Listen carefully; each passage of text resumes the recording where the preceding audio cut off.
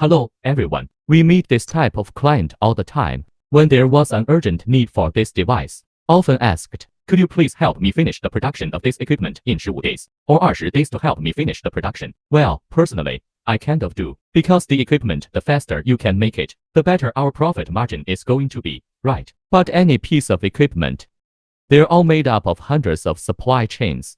From the moment you place your order, we are going to do this overall planning, right? And then do that preliminary plan. Then arrange the whole production process. First overall planning, and then to the design of the drawings, including procurement, division of labor, production, division of labor, quality control. This includes subsequent debugging, the spraying of paint. We all have to do a good job of timing. What's the other point?